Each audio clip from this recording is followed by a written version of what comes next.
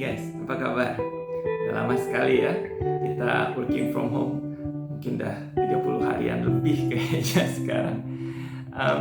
Di beberapa topik training yang saya lakukan secara virtual, beberapa dari partisipan nanya gitu kan, ini kita cope up gini, bagaimana sih kita untuk menanggulangi keadaan working from home, harus menjaga banyak hal ya, homeschooling untuk anak-anak, kerjaan juga masih mesti dikerjakan, Zoom call yang banyak banget gitu.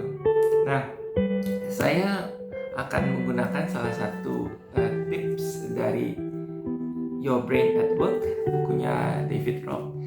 Di sini dia menceritakan mengenai SCARF model ya, SCARF model, SCARF, SCARF.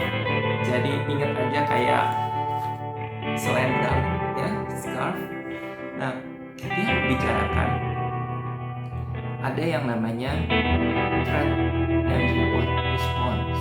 Respons kita sebagai manusia menghadapi hadiah atau ancaman. Nah, salah satu yang paling penting kalau kita lihat di S ini, scarf, S adalah status.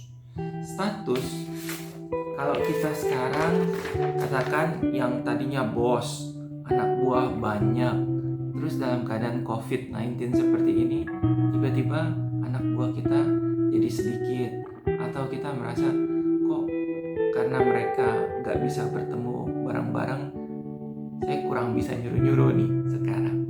Nah, itu bisa mengancam status kita.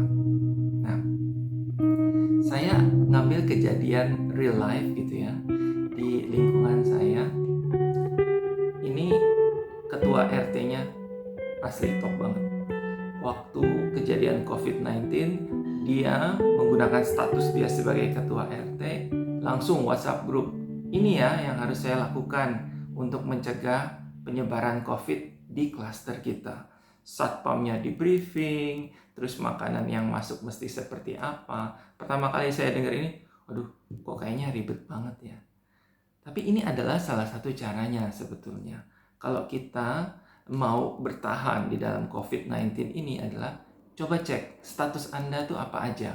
Sebagai bos, sebagai bawahan, sebagai ketua RT tadi, sebagai ketua lingkungan, atau berbagai macam ketua atau bawahan di dalam sebuah lingkungan tertentu ya, di dalam komunitas tertentu.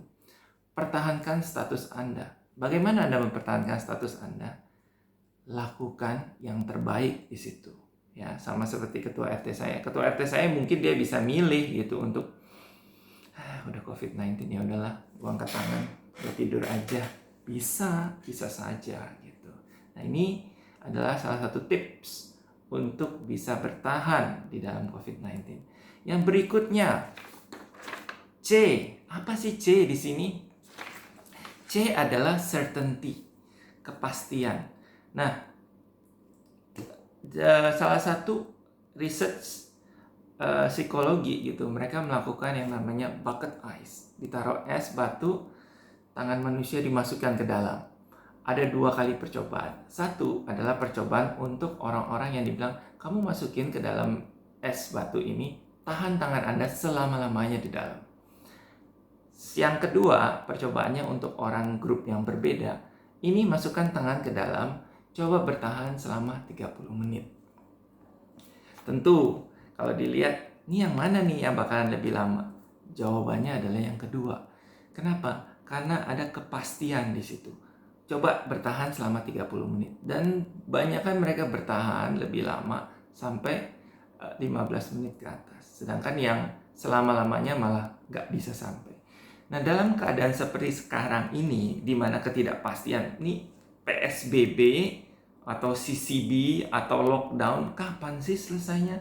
Kita mau di rumah sampai kapan gitu kan? Sekolah juga udah mulai kirim perpanjangan PSBB. Aduh, ya rasanya gimana gitu ya. Tapi memang seperti itu caranya.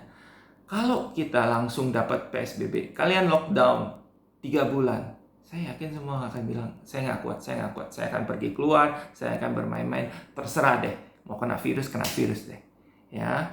Nah, Kalau sekarang dilakukannya secara setahap gitu kan, oke, kita akan bertahan sebulan, Ini yang membuat kita bisa bertahan selama COVID. Jadi kalau misalnya dilihat 1 bulan, oke, saya lakukan, pokoknya saya bisa bertahan 2 hari aja dulu. Setelah 2 hari, oke, saya bisa bertahan berapa hari. Jadi ini menciptakan kepastian di dalam diri kita, kalau di dalam 2-3 hari ini saya akan tetap bertahan dengan lockdown. Tentunya diisi dengan sesuatu yang bermanfaat di dalam waktu tersebut, ya. Jangan cuma kirim-kirim WhatsApp video-video doang gitu, tapi apa gitu yang bisa dilakukan, apa yang produktif. Ini kembali lagi gitu ya, ceritanya masih ketua RT yang sama. Gak cuman mengenai koordinasi bagaimana makanan masuk, dia pun juga mulai bekerja untuk, oke, ini dalam keadaan seperti ini kita masih bisa baksos loh, kita masih bisa transfer.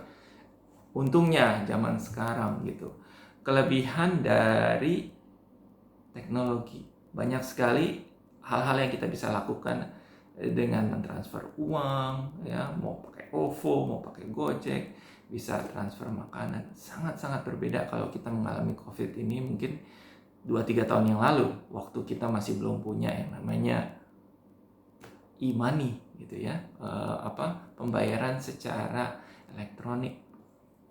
Lanjut, setelah certainty gitu kan, kita make sure bagaimana caranya untuk bikin certainty. Yang ketiga adalah autonomi. Autonomi adalah kebebasan untuk bisa milih gitu. Kita punya otonomi gitu. Di salah satu research yang dilakukan di panti jompo gitu, ketika mereka dibilang, untuk tanaman kamu bisa pilih loh, tanaman yang ini atau yang ini. Hanya memberikan 2 atau 3 pilihan aja, para manula ini merasa mereka memiliki hadiah gitu ya, mendapatkan sesuatu reward di situ. Sama kalau di dalam kehidupan kita sekarang lagi seperti ini, apa otonomi yang kita bisa berikan kepada diri kita?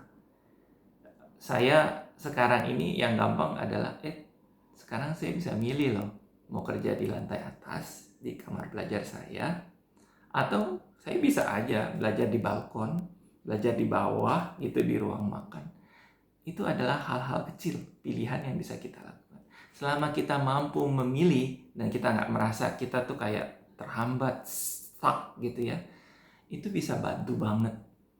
Nah, tips yang lain adalah di keluarga kita ini kan nggak cuma kita sendiri.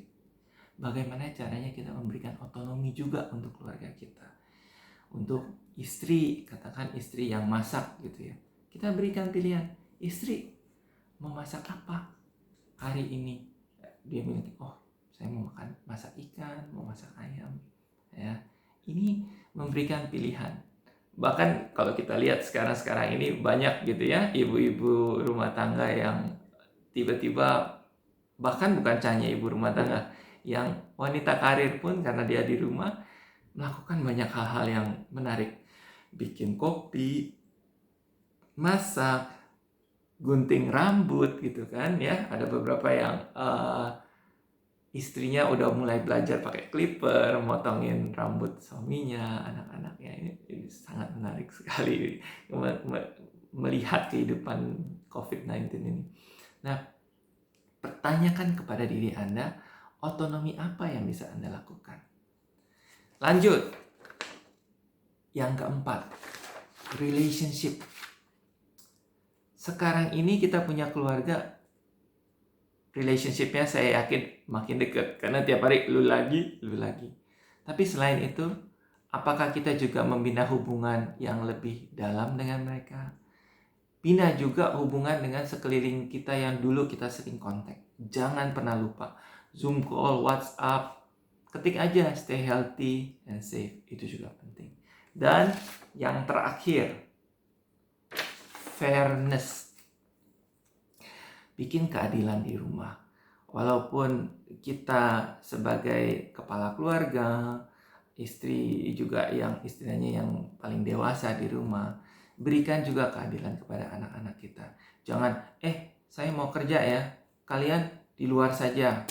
Mereka juga perlu loh yang namanya AC gitu ya. Jangan ditaruh di tempat yang panas. Ya udah, keadilan udah sama-sama di ruang belajar, di kamar tidur, nyalakan AC, belajar bersama ya. Mereka juga perlu waktu untuk hiburan, mereka juga perlu waktu untuk belajar, kita juga perlu waktu untuk hiburan, kita juga perlu waktu untuk belajar. Jadi berikan keadilan yang sama di keluarga. Untuk pembantu rumah tangga juga, mereka juga sama-sama lockdown loh, sama-sama sama kita. Apa yang kita bisa lakukan ya, yang simple aja. Sekarang ini saya jadi sering belanja ke supermarket gitu ya, tentu pakai masker dan sebagainya.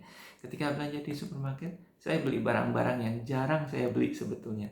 Beli es krim lah, beli coklat lah, hanya untuk memberikan sedikit reward kepada pembantu rumah tangga kita, keluarga kita, kalau kita tuh jalanin ini sama-sama. Nah, semoga tips scarf ini, video kali ini memang agak panjang, terus terang lebih dari hampir 12 menit kita bicara. Semoga ini bermanfaat, dan yang paling penting adalah dipraktekkan. Semoga video ini bermanfaat, dan saya tunggu lagi untuk video-video berikutnya. Bye.